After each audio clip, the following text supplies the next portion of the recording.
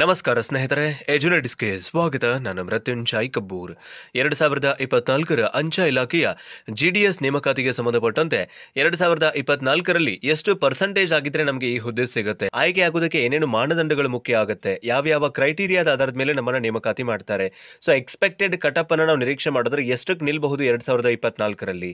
So ಈ ರೀತಿಯಾಗಿ 2024ರ ಅಂಚೆ ಇಲಾಖೆಯ GDS ನೇಮಕಾತಿಗೆ ಸಂಬಂಧಪಟ್ಟಂತೆ ನಿಮ್ಮ ಆಯ್ಕೆಯ ಖಾತರಿಪಡಿಸುವಿಕೆಗೆ ಸಂಬಂಧಪಟ್ಟಂತೆ 4 ಮಾನದಂಡಗಳ ಬಗ್ಗೆ, ಹಾಗೆ ಸಂಭವನೀಯ ಕಟಪ್ ಅಂಕಗಳ ಬಗ್ಗೆ, ಹಾಗೆ ಮೀಸಲಾತಿವಾರು ಲಭ್ಯವಿರುವ ಹುದ್ದೆಗಳ ವಿಶ್ಲೇಷಣೆಯನ್ನ ಈ ವಿಡಿಯೋ ಮೂಲಕ ಮಾಡ್ತಾ ಇದ್ದೀವಿ. ವಿಡಿಯೋ ಸ್ಟಾರ್ಟ್ ಮಾಡೋದಕ್ಕಿಂತ ಮೊದಲು ನೀವೇನಾದ್ರೂ ಎಜುನಿಟ್ಸ್ಗೆ ಹೊಸಬರಾಗಿದ್ರೆ ಅಥವಾ ಇನ್ನೂವರೆಗೂ ಸಬ್ಸ್ಕ್ರೈಬ್ ಮಾಡ್ಕೊಂಡಿಲ್ಲ ಅಂತಾದ್ರೆ ಸಬ್ಸ್ಕ್ರೈಬ್ ಆಗೋದನ್ನ ಮರಿಬೇಡಿ ಮತ್ತು ಮುಂದಿನ ಎಲ್ಲ ಅಪ್ಡೇಟ್ಸ್ಗಳಿಗಾಗಿ ನೋಟಿಫಿಕೇಶನ್ ಬೆಲ್ ಒತ್ತಿ ಆಲ್ ಅಂತ ಸೆಲೆಕ್ಟ್ ಮಾಡಿ. ಆದ್ಮೇಲೆ ಈಗಾಗಲೇ ಭಾರತದಾದ್ಯಂತ ಸುಮಾರು 44,000ಕ್ಕೂ ಅಧಿಕ ಹುದ್ದೆಗಳ ನೇಮಕಾತಿ ನಡೀತಾ ಇದೆ. ಅದರಲ್ಲೂ ವಿಶೇಷವಾಗಿ ಕರ್ನಾಟಕದಲ್ಲಿ 1,940 ಹುದ್ದೆಗಳು ಈ GDS ನ ವ್ಯಾಪ್ತಿಯಲ್ಲಿರುವಂತದ್ದು. ಸೊ ಮೊದಲಿಗೆ ಒಂದಿಷ್ಟು ಮುಖ್ಯಾಂಶಗಳನ್ನ ನೋಡಿಕೊಂಡು ನಾವು ಮುಂದಕ್ಕೆ ಹೋಗೋಣಂತೆ. ಒಟ್ಟು ಹುದ್ದೆಗಳು 1,940 ಕರ್ನಾಟಕದಲ್ಲಿ, ಭಾರತದಾದ್ಯಂತ 44,228 ಹುದ್ದೆಗಳ ನೇಮಕಾತಿ ನಡೀತಾ ಇದೆ. ಇದೊಂದು ಬೃಹತ್ ನೇಮಕಾತಿ ಅಂತಾನೆ ಹೇಳಬಹುದು. ಇನ್ನು ಅರ್ಜಿ ಸಲ್ಲಿಸೋದಕ್ಕೆ ಕೊನೆಯ ದಿನಾಂಕ 5/8/2024 5/8/2024 ಅರ್ಜಿ ಸಲ್ಲಿಸೋದಕ್ಕೆ ಇರುವಂತಹ ಕೊನೆ ದಿನಾಂಕವಾಗಿರುವಂಥದ್ದು. ಇನ್ನು ವಯೋಮಿತಿಯನ್ನು ಗಮನಿಸೋದಾದ್ರೆ ಕನಿಷ್ಠ 18 ಹಾಗೂ ಗರಿಷ್ಠ 40 ವರ್ಷವನ್ನ ಇಲ್ಲಿ ನಿಗದಿಪಡಿಸಿದ್ದಾರೆ. ಆಯಾ ಕೆಟಗರಿಗೆ ಸಂಬಂಧಪಟ್ಟಂತೆ ನಿಮಗೆ ಮೀಸಲಾತಿಗಳು ಹಾಗೆ ಇಲ್ಲಿ ರಿಲ್ಯಾಕ್ಸೇಷನ್ಗಳು ಕೂಡ ಅನ್ವಯ ಆಗ್ತಾ ಇದಾವೆ. So SC ST OBC PWD ಎಲ್ಲರಿಗೂ ಕೂಡ ಇಲ್ಲಿ ಮತ್ತೆ ಏಜ್ ರಿಲ್ಯಾಕ್ಸೇಷನ್ಗಳು ಕೂಡ ಇರುವಂತದನ್ನ ಕೂಡ ಗಮನಿಸ್ತಾ ಇದ್ವಿ. ಆದಾಗ್ಯೂ ಕೂಡ ಕನಿಷ್ಠ 18 ಹಾಗೂ ಗರಿಷ್ಠ 40 ವರ್ಷವನ್ನ ಕೂಡ ನಿಗದಿಪಡಿಸಿದ್ದಾರೆ. ಇನ್ನು ಇದಕ್ಕೆ ಏನು ವಿದ್ಯಾರ್ಹತೆ ಬೇಕು ಅಂದ್ರೆ ಕೇವಲ SSLC ಪಾಸ್ ಆಗಿದ್ರೆ ಸಾಕು. SSLC ಆಧಾರದ ಮೇಲೆ ನಾವು ಈ ಒಂದು ಹುದ್ದೆಗೆ ಅರ್ಜಿಯನ್ನು ಸಲ್ಲಿಸೋದಕ್ಕೂ ಕೂಡ ಅವಕಾಶ ಇರುವಂತದ್ದು. ಇನ್ನು ನೇಮಕಾತಿ 10ನೇ ತರಗತಿಯ ಅಂಕಗಳ ಆಧಾರದ ಮೇಲೆ ಇದನ್ನ ನೇಮಕಾತಿ ಮಾಡಿಕೊಳ್ತಾ ಇದ್ದಾರೆ. ಯಾವುದೇ ಸ್ಪರ್ಧಾತ್ಮಕ ಪರೀಕ್ಷೆಯಾಗ್ಲಿ ಅಥವಾ ಸಂದರ್ಶನವಾಗ್ಲಿ ಇರೋದಿಲ್ಲ. ಯಾವುದೇ ಪರೀಕ್ಷೆ ಇಲ್ಲದೆ, ಯಾವುದೇ ಸಂದರ್ಶನವಿಲ್ಲದೆ ಕೇವಲ ನಿಮ್ಮ 10ನೇ ತರಗತಿಯ ಮೆರಿಟ್ ಆಧಾರದ ಮೇಲೆ ನೇಮಕಾತಿ ಮಾಡಿಕೊಳ್ಳುವಂತಹ ಒಂದು ಜಾಬ್ ಇದಾಗಿರುತ್ತೆ. ಇನ್ನು ಯಾವ್ಯಾವ ಹುದ್ದೆಗಳಿದಾವೆ ಅಂದ್ರೆ BPM, ABPM ಮತ್ತೆ GDS ಅನ್ನುವಂಥದ್ದು, branch post master, assistant branch post master ಮತ್ತೆ ಗ್ರಾಮೀಣ ಡಾಕ್ ಸೇವಕ್ ಅನ್ನುವಂತಹ 3 ರೀತಿಯ ಹುದ್ದೆಗಳಿದಾವೆ. ನಿಮ್ಗೆ ಈಗಾಗಲೇ ವೇತನದ ಬಗ್ಗೆ ಕೂಡ ಮಾಹಿತಿ ಇದೆ. BPMಗೆ ಆರಂಭಿಕವಾಗಿ 12,000 ರೂಪಾಯಿ ಮಾಸಿಕ ವೇತನವನ್ನು ಪಾವತಿ ಮಾಡಿದ್ರೆ, ABPM ಮತ್ತೆ GDSಗೆ ಆರಂಭಿಕವಾಗಿ ಮಾಸಿಕ 10,000 ರೂಪಾಯಿ ವೇತನವನ್ನು ಕೂಡ ಪೇ ಮಾಡ್ತಾರೆ. ಜೊತೆಗೆ ಇದಕ್ಕೆ ನಿಮಗೆ DA ಕೂಡ ಆಡ್ ಆಗುತ್ತೆ. 42% DA ಅನ್ನು ಕೂಡ ನೀವು ಪಡ್ಕೊಳ್ತೀರಿ. ಇನ್ನು ಲಭ್ಯವಿರುವ ಹುದ್ದೆಗಳನ್ನ ಮೀಸಲಾತಿ ಅನ್ವಯ ಹಂಚಿಕೆ ಯಾವ ತರ ಮಾಡಿದ್ದಾರೆ, ಎಷ್ಟೆಷ್ಟು ಹುದ್ದೆಗಳು ಯಾವ ಕೆಟಗರಿಗೆ ಇದೆ ಅನ್ನೋದನ್ನ ನೋಡ್ತಾ ಹೋಗುತ್ತಾರೆ. ಒಟ್ಟು ಕರ್ನಾಟಕದಲ್ಲಿರುವ ಹುದ್ದೆಗಳ ಸಂಖ್ಯೆ 1,940 ಇದೆ. ಅದರಲ್ಲಿ ಅನ್ರಿಸರ್ವ್ಡ್ ಅಥವಾ GM ಅವರಿಗೆ 827 ಹುದ್ದೆಗಳನ್ನು ನಿಗದಿಪಡಿಸಿದ್ದಾರೆ. OBC ಅವರಿಗೆ 446 ಹುದ್ದೆಗಳನ್ನು ನಿಗದಿಪಡಿಸಿದ್ದಾರೆ. SC ಅವರಿಗೆ 264, ST ಅವರಿಗೆ 130, EWS ಅಂದ್ರೆ ಎಕನಾಮಿಕಲಿ ವೀಕರ್ ಸೆಕ್ಷನ್ ಅವರಿಗೆ 230 ಹುದ್ದೆಗಳು. ಇನ್ನು ಪರ್ಸನ್ ವಿತ್ ಡಿಸಬಿಲಿಟಿ ABCD ಅನ್ನುವಂಥ ಕೆಟಗರಿಗಳೇನು ಬರುತ್ತೆ, ಸೊ ಆ ಪೈಕಿ 43 ಹುದ್ದೆಗಳಿದಾವೆ. ಈ 827, 446, 264, 130, 230 ಮತ್ತು 43 ಈ ಎಲ್ಲವುಗಳನ್ನ ಕೂಡಿಸಿದ್ರೆ ಅಂದ್ರೆ ನಿಮಗೆ 1,940 ಹುದ್ದೆಗಳು ಸಿಗುತ್ತೆ. ಸೊ ಈ ರೀತಿಯಾಗಿ ಮೀಸಲಾತಿವಾರು ಅವುಗಳನ್ನ ಆಯಾ ಕೆಟಗರಿಗೆ ಈ ರೀತಿಯಾಗಿ ಕರ್ನಾಟಕದಲ್ಲಿ 1,940 ಹುದ್ದೆಗಳನ್ನು ಕೂಡ ಹಂಚಿಕೆ ಮಾಡಿದ್ದಾರೆ. ಸೊ ಇದಕ್ಕೆ ಸಂಬಂಧಪಟ್ಟಂತೆ ಎಷ್ಟು ಪರ್ಸೆಂಟೇಜ್ ಇದ್ರೆ ಈ ವರ್ಷ ನಮಗೆ ಈ ಹುದ್ದೆ ಸಿಗುತ್ತೆ ಅನ್ನುವಂಥ ಒಂದಿಷ್ಟು ಕುತೂಹಲ, ಕೆಲವೊಂದಿಷ್ಟು ಆಸಕ್ತಿ, ಹೋಪ್ ಕೂಡ ನಿಮ್ಮಲ್ಲಿ ಇರುತ್ತೆ. ಸೊ ಈ ಸಂದರ್ಭದಲ್ಲಿ ಎಷ್ಟು ಪರ್ಸೆಂಟೇಜ್ ಆಗಿದ್ರೆ 2024ರಲ್ಲಿ ನಾವು GDS ಹುದ್ದೆಗೆ ಆಯ್ಕೆ ಆಗಬಹುದು ಅನ್ನುವಂಥ ವಿವರಗಳನ್ನು ಕೂಡ ನೋಡ್ತಾ ಹೋಗೋಣ. ಸೊ ಇಲ್ಲಿ ಮುಖ್ಯವಾಗಿ ನಾನು 4 ಮಾನದಂಡಗಳನ್ನ ಹೇಳ್ತೀನಿ ನಿಮಗೆ. 4 ಕ್ರೈಟೀರಿಯಾ ಅಂತ ತಿಳ್ಕೊಳ್ಳಿ. ಇದೇ 4 ಕ್ರೈಟೀರಿಯಾದ ಮೇಲೇನೆ ನಿಮ್ಮ ಸೆಲೆಕ್ಷನ್ ನಿಂತಿರುತ್ತೆ. ನೀವು ಆಯ್ಕೆ ಆಗುವಂತಹ ಎಲ್ಲಾ ಸಾಧ್ಯತೆಗಳು, ಎಲ್ಲಾ ಲಕ್ಷಣಗಳು ಕೂಡ ಡಿಪೆಂಡ್ ಆಗಿರೋದು ಈ 4 ಮಾನದಂಡಗಳು ಅಥವಾ ಕ್ರೈಟೀರಿಯಾ ಮೇಲೆ ಅನ್ನೋದನ್ನ ನೀವು ಸ್ಪಷ್ಟವಾಗಿ ಗಮನಿಸಬೇಕು. ಮೊದಲನೇದ್ದು ಮೀಸಲಾತಿ ಅಂದ್ರೆ ರಿಸರ್ವೇಶನ್. ನಾ ಈಗಷ್ಟೇ ಏನು ಹೇಳಿದೆ, ಬೇರೆ ಬೇರೆ ಕೆಟಗರಿಗೆ ಹುದ್ದೆಗಳನ್ನ ಅವರು ಬೈಪರ್ಕೇಟ್ ಮಾಡಿರುವಂತದ್ದನ್ನ, ಸೊ ಅದನ್ನೇ ಮೀಸಲಾತಿ ಅಂತ ಕರೀತಾ ಇದೀವಿ. ಮೀಸಲಾತಿ ನಿಮ್ಮ ಆಯ್ಕೆಗೆ ಪ್ರಮುಖ ಅಸ್ತ್ರ ಆಗುತ್ತೆ ಅಂತ ಹೇಳ್ಬಹುದು. ಬಿಕಾಸ್ SC ಆಗ್ಲಿ, ST ಆಗ್ಲಿ, OBC ಆಗ್ಲಿ ಅಥವಾ EWS ಆಗ್ಲಿ ಅಥವಾ ಪರ್ಸನ್ ವಿತ್ ಡಿಸಬಿಲಿಟಿ ಆಗ್ಲಿ, ನಿಮ್ಮ ಒಂದು ನೇಮಕಾತಿ ಏನಿದೆ ಇದು URಗಿಂತ ಕಡಿಮೆ ಪರ್ಸೆಂಟೇಜ್ ಇದ್ರೂ ಕೂಡ ನಿಮ್ಮನ್ನ ಆಯ್ಕೆಯಾಗುವ ಸಾಧ್ಯತೆಗಳಿರುತ್ತೆ.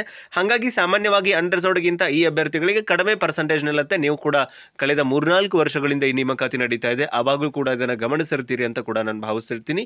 ಸೊ ಮೀಸಲಾತಿ ಅನ್ನೋದು ನಮಗೊಂದು ಪ್ಲಸ್ ಪಾಯಿಂಟ್ ಆಗುತ್ತೆ. ಇಲ್ಲಿ SC ಇದ್ದವ್ರಿಗಾಗ್ಲಿ, ST ಅವ್ರಿಗಾಗ್ಲಿ ಉದಾಹರಣೆ ಹೇಳಬೇಕು ಅಂದ್ರೆ, ಈಗ ಯಾವುದೋ ಒಂದು ಧಾರವಾಡದ ಲೊಕೇಶನ್ಗೆ XYZ ಅನ್ನುವಂತಹ ಲೊಕೇಶನ್ಗೆ.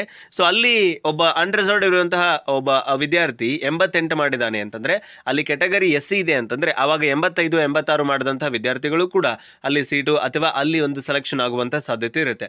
ಹಾಗಾಗಿ ಈ ಒಂದು ಕೆಟಗರಿ ಅಥವಾ ಈ ಮೀಸಲಾತಿ ಅನ್ನುವಂಥದ್ದು ರಿಸರ್ವೇಷನ್ ಏನಿದೆ, ಈ ರಿಸರ್ವೇಷನ್ ನಮಗೆ ಮತ್ತೊಂದು ಪ್ರಮುಖ ಪ್ಲಸ್ ಪಾಯಿಂಟ್ ಆಗಿ ಬದಲಾಗೋದ್ರಲ್ಲಿ ಎರಡು ಮಾತಿಲ್ಲ. ಬಿಕಾಸ್ ಇದು ನಮಗೆ ಬೇರೆಯ ಒಂದು ಅನ್ರಿಸರ್ವ್ಡ್ ಕೆಟಗರಿಯ ವಿದ್ಯಾರ್ಥಿಗಳೊಂದಿಗೆ ಅಥವಾ ಅಭ್ಯರ್ಥಿಗಳೊಂದಿಗೆ ಕಾಂಪಿಟೇಷನ್ ಕೊಡುವಲ್ಲಿ ನಮಗೆ ಇದು ಸಹಾಯಕಾರಿ ಆಗಬಲ್ದು ಅಂತ ಹೇಳ್ಬೋದು. ಸೊ ಹಾಗಾಗಿ ಫಸ್ಟ್ ಒಂದು ಕ್ರೈಟೀರಿಯಾ ಅಥವಾ ಮಾನದಂಡ ಮೀಸಲಾತಿ. ಎರಡನೇದು ಒಟ್ಟು ಸ್ವೀಕೃತಗೊಂಡ ಅರ್ಜಿಗಳ ಸಂಖ್ಯೆ. ಸೊ ಸರ್ಕಲ್ ವೈಸ್ ಈಗ ನೋಟಿಫಿಕೇಶನ್ ಅನ್ನು ಬಿಟ್ಟಿದ್ದಾರೆ. ಸೊ ಮೈಸೂರಲ್ಲಿ 40 ಹುದ್ದೆ ಇರ್ಬೋದು, ಬೆಂಗಳೂರಲ್ಲಿ 60 ಇರ್ಬೋದು, ಬಾಗಲಕೋಟೆನಲ್ಲಿ 30 ಇರ್ಬೋದು, ಧಾರವಾಡದಲ್ಲಿ ಒಂದು 50 ಇರ್ಬೋದು. ಸೊ ಈ ರೀತಿಯಾಗಿ ಪ್ರತಿಯೊಂದು ಸರ್ಕಲ್ನಲ್ಲೂ ಕೂಡ ಎಷ್ಟು ಅರ್ಜಿಗಳು ಬರ್ತವೆ ಅನ್ನೋದು ತುಂಬ ಮುಖ್ಯ ಆಗುತ್ತೆ. ಒಟ್ಟು ಸ್ವೀಕೃತಗೊಂಡ ಅರ್ಜಿಗಳು ಅಂತಂದರೆ ಒಂದು ಸರ್ಕಲ್ಗೆ ಎಷ್ಟು ಅರ್ಜಿ ಬಂತು. ಈಗ ಉದಾಹರಣೆ ಧಾರವಾಡದಲ್ಲಿ 40 ಹುದ್ದೆ ಇದೆ, 4,000 ಅರ್ಜಿಗಳು ಬಂತು ಅಂದರೆ ಅದನ್ನು ನಾವು ಒಟ್ಟು ಸ್ವೀಕೃತಗೊಂಡ ಅರ್ಜಿಗಳು ಅಂತ ಕರಿತೀವಿ. ಸೊ ಧಾರವಾಡಕ್ಕೆ ಹೆಚ್ಚು ಅರ್ಜಿಗಳು ಬಂತು, ಕೋಲಾರಕ್ಕೆ ಕಡಿಮೆ ಬಂತು ಅಂತಂದರೆ ಆವಾಗ ಧಾರವಾಡದಲ್ಲಿ ಕಾಂಪಿಟೇಷನ್ ಹೆಚ್ಚಾಗುತ್ತೆ, ಕೋಲಾರದಲ್ಲಿ ಕಾಂಪಿಟೇಷನ್ ಕಡಿಮೆ ಆಗುತ್ತೆ. ಎಲ್ಲಿ ಕಾಂಪಿಟೇಷನ್ ಕಡಿಮೆ ಇರುತ್ತೆ ಸೊ ಅಲ್ಲಿ ಬಹುತೇಕ ಜನ ಕಡಿಮೆ ಪರ್ಸೆಂಟೇಜ್ ಇದ್ರೂ ಕೂಡ ಆಯ್ಕೆಯಾಗುವ ಎಲ್ಲ ಸಾಧ್ಯತೆಗಳಿರುತ್ತೆ ಅನ್ನೋದನ್ನು ಕೂಡ ನಾವಿಲ್ಲಿ ನೆನೆಸ್ಕೊಳ್ಬೇಕಾಗುತ್ತೆ. ಬಿಕಾಸ್ ಇದು ಮೆರಿಟ್ ಆಧಾರದ ಮೇಲೆ ಇರೋದು. ಆಮೇಲೆ ಇದು ಸಿಸ್ಟಮ್ ಜನರೇಟೆಡ್ ಮೆರಿಟ್ ಲಿಸ್ಟನ್ನು ಕೊಡೋದ್ರಿಂದ ಇದು ನೇರವಾಗಿ ನೆಕ್ಸ್ಟ್ ಯಾರು ಇರ್ತಾರೆ ಅವರನ್ನ ಆಟೋಮೆಟಿಕ್ಲಿ ಕಂಪ್ಯೂಟರೇ ಡಿಸೈಡ್ ಮಾಡುತ್ತೆ. ಅವರಿಗೆ ನೇರವಾಗಿ ಮೆಸೇಜ್ ಹೋಗುತ್ತೆ, ಮೇಲ್ ಹೋಗುತ್ತೆ. ನೆಕ್ಸ್ಟ್ ಅವರನ್ನ ವೆರಿಫಿಕೇಶನ್ ಕರೆದು ಅವರನ್ನ ಇಲ್ಲಿ ನೇಮಕಾತಿ ಮಾಡಿಕೊಳ್ಳುವಂಥ ಒಂದು ಪ್ರಕ್ರಿಯೆ ಕೂಡ ಚಾಲ್ತಿಯಲ್ಲಿರುವಂಥದ್ದನ್ನು ಗಮನಿಸ್ತಾ ಇದ್ವಿ. ಇನ್ನು ಹೆಚ್ಚು ಜನ ಅರ್ಜಿ ಸಲ್ಲಿಸಿದಾಗ ಜಾಸ್ತಿ ಕಾಂಪಿಟೇಷನ್ ಇರುತ್ತೆ, ಕಡಿಮೆ ಜನ ಅರ್ಜಿ ಸಲ್ಲಿಸಿದಾಗ ಕಡಿಮೆ ಕಾಂಪಿಟೇಷನ್ ಇರ್ತದೆ.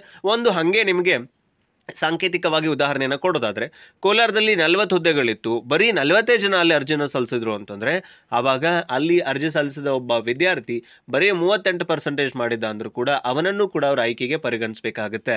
ಬಿಕಾಸ್ ಅಲ್ಲಿ ಸ್ವೀಕೃತಗೊಂಡ ಅರ್ಜಿಗಳ ಸಂಖ್ಯೆನೇ ತುಂಬ ಕಡಿಮೆ ಇರೋದ್ರಿಂದ ಅಲ್ಲಿರುವ ಎಲ್ಲರಿಗೂ ಕೂಡ ಆಯ್ಕೆಯಾಗುವ ಸಾಧ್ಯತೆ ಇರುತ್ತೆ. ಆದರೆ ಈ ರೀತಿ ಆಗೋದಿಲ್ಲ. ಸಾಮಾನ್ಯವಾಗಿ 40 ಹುದ್ದೆಗಳಿಗೆ 4,000 ಅರ್ಜಿ ಅಂತೂ ಬಂದೇ ಬರ್ತವೆ.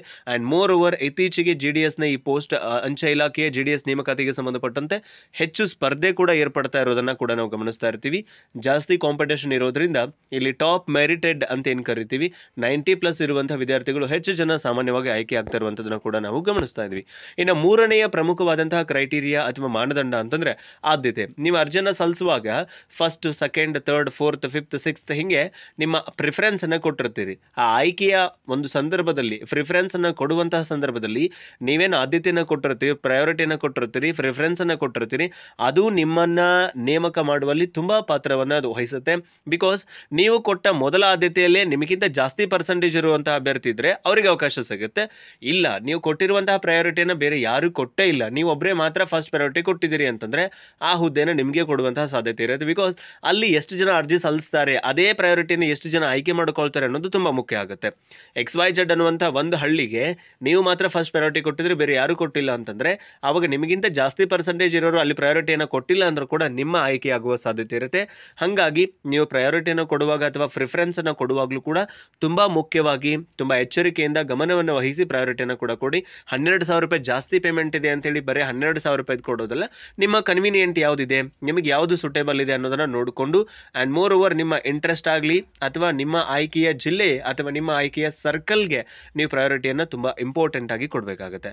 ಇನ್ನು ಆದ್ಯತೆಗೆ ಅನುಸಾರವಾಗಿ ನಿಮ್ಮನ್ನು ಆಯ್ಕೆ ಮಾಡಲಾಗುತ್ತೆ. ಅಫ್ಕೋರ್ಸ್ ನಿಮ್ಮ ಪ್ರಿಫರೆನ್ಸ್ ಏನಿರ್ತವೆ ಅಥವಾ ಪ್ರಯಾರಿಟೀಸ್ ಏನಿರ್ತವೆ ಅದರ ಆಧಾರದ ಮೇಲೆ ನಿಮ್ಮನ್ನು ಆಯ್ಕೆ ಮಾಡ್ತಾರೆ. ಆ್ಯಂಡ್ ಮೋರ್ ಓವರ್ 2024ರ GDS ಅಂಚೆ ಇಲಾಖೆಯ ನೇಮಕಾತಿಗೆ ನೀವೇನಾದರೂ ಇನ್ನೂ ಕೂಡ ಅರ್ಜಿಯನ್ನು ಸಲ್ಲಿಸಿಲ್ಲ ಅಂತಂದರೆ ನೀವು ನನ್ನನ್ನು ಕೂಡ ನೇರವಾಗಿ ವಾಟ್ಸಪ್ನ ಮೂಲಕ ಸಂಪರ್ಕಿಸಿ ಅರ್ಜಿಯನ್ನು ಕೂಡ ಸಲ್ಲಿಸಬಹುದು.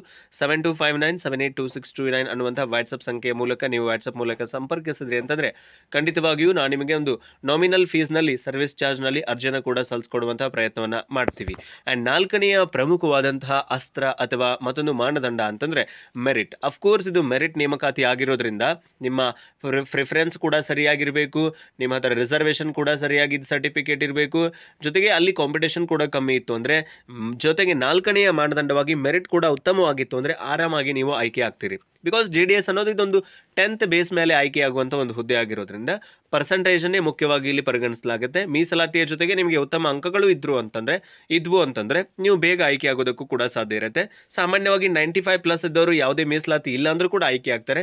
ಅವರಿಗೆ ಜಾಸ್ತಿ ಮೆರಿಟ್ ಇರೋದ್ರಿಂದ 95+ ಇದ್ರೆ ಅವರು UR ಅಲ್ಲಾದ್ರೂ ಇರಲಿ, SC ST EWS ನಲ್ಲಾದ್ರೂ ಇರಲಿ, ಸಾಮಾನ್ಯವಾಗಿ ಅವರು ಆಯ್ಕೆ ಆಗುವಂಥ ಎಲ್ಲ ಲಕ್ಷಣಗಳು ಕೂಡ ಇರ್ತವೆ. ಹಾಗಾಗಿ ಇಲ್ಲಿ ಕಾಂಪಿಟೇಷನ್ ಎಷ್ಟಿದೆ ಅನ್ನೋದಕ್ಕಿಂತ ನಿಮ್ಮ ಪರ್ಸೆಂಟೇಜ್ ಎಷ್ಟಿದೆ ಅನ್ನೋದು ಕೂಡ ತುಂಬಾ ಮುಖ್ಯ ಆಗುತ್ತೆ ಅನ್ನೋದನ್ನ ನೀವು ಇಲ್ಲಿ ಗಮನಿಸಬೇಕಾಗುತ್ತೆ. ಇನ್ನು ಸಾಮಾನ್ಯವಾಗಿ ಈ ವರ್ಷದ್ದು 2024ರ ಒಂದು ಎಕ್ಸ್ಪೆಕ್ಟೆಡ್ ಕಟಪ್ ಅನ್ನ ಹೇಳ್ರಿ ನಮಗೆ ಅಂತ ನೀವು ನನ್ನನ್ನು ಕೇಳೋದಾದ್ರೆ ಜಸ್ಟ್ ಒಂದು ಎಕ್ಸ್ಪೆಕ್ಟೆಡ್ ಕಟಪ್, ನಿರೀಕ್ಷಿತ ಕಟಪ್ ಅಲ್ಲ, ಸಂಭಾವ್ಯ ಕಟಪ್ ಅನ್ನ ನಾವು ನೋಡ್ತಾ ಹೋಗೋದಾದ್ರೆ SCಗೆ 90 ಮೇಲೆ ನಿಲ್ಬಹುದು, ST 92+ ನಿಲ್ಬಹುದು, OBC 93+, EWS ಕೂಡ 92+, UR ಕೂಡ 94+, ಅಂಡ್ PWD ನಲ್ಲಿ 60+ ನಿಲ್ಲುವ ಸಾಧ್ಯತೆಗಳಿದೆ. ಅಂಡ್ ಮೋರ್ ಇದು ಎಕ್ಸ್ಪೆಕ್ಟೆಡ್. ನಾ ಹೇಳ್ತಾ ಇದ್ದೀನಲ್ಲ, ನೀವು ಈ 4 ಆದ್ಯತೆಗಳನ್ನು ಅಥವಾ ಈ 4 ಮಾನದಂಡಗಳನ್ನು ನೋಡಿದ ನಂತರ ಸೊ ಈ ರೀತಿಯಾಗಿ ನಾವು ಎಕ್ಸ್ಪೆಕ್ಟ್ ಮಾಡಬಹುದು. ಇದು ಟಾಪ್ ಮೆರಿಟ್ ಅಂತ ಹೇಳ್ತೀವಿ.